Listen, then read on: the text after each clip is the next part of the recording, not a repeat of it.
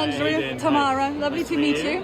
How do you find this evening? It's great. Does it feel It's like, a bit nerve-wracking? It's always a bit nerve-wracking whenever you show the film. It's nerve-wracking, and this is such an iconic venue, and so it's like so many people going to be watching it. So it's always nerve-wracking. But I'm just happy that we're here and people are coming to see it. Absolutely. So I spoke to the producers. Yeah. First question, they told me to ask you, did they move out of the way and let you deal with it, or did you push them out of the way? And always a little bit of both. No, they let me. They had complete belief that I was doing what I thought was best, and so they allowed me to do that. They're very, very supportive of us. That's exactly what they said. So. And how did you approach adapting the story?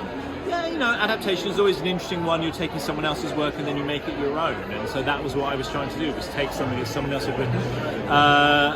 Mr. Yamada, who lives in Japan, who's now 80, and I'm, English and live in London, and I'm 50, but still we're connecting over a story, which is kind of beautiful, and then I make it my own, and the film is the result.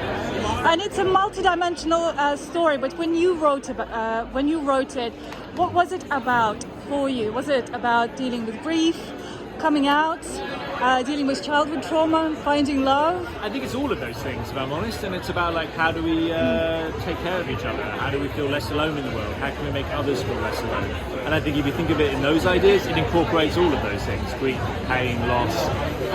So I wanted it to be a film that could be about specificity and be about certain things in particular, but also be something wider and more universal. And the film blends reality and fiction. How did you approach that, as a director, depicting, obviously, to me, the fact itself that you can live in a building in London that is unoccupied, that's a fiction. How did you approach cinematically? Yeah, it was just about always making a lot of unusual things happen in the film. It's not naturalism, it's not realism. So it's about setting the film sort of slightly askew, so it exists in a kind of liminal space that is not a dream, but could be a dream and feels like it's separate from reality. And if you can find that space within a film, then it gives you more freedom to play around with lots of different dimensions. And how do you come up with that space in your mind before you create it? It's complicated. A lot of work, a lot of consideration, a lot of thought, a lot of time. You spend time, when you're shooting, when you're writing, when you're editing. It's a constant evolving process. And how did you find working with the cast? All the cast is stellar. I love them. They were amazing. It was beautiful to work with them. They were all fantastic. I couldn't have been happier to have got them. And it's 4 brilliant actors who I've liked for a long time, and so seeing them come together was fantastic.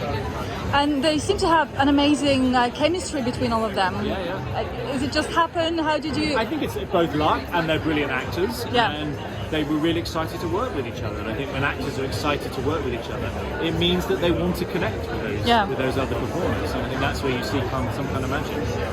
And one last one, briefly, the intimate scenes. How did you approach them? What did you want to get out of those scenes? Yeah, they just need to feel real and honest, and they're driven by story. They're not just there for exploitative reasons. And it's about 2 people coming together. So, when 2 people come together, they have intimate relationships. And so I wanted to just get that across. Thank you so much. Thank you. Enjoy your evening.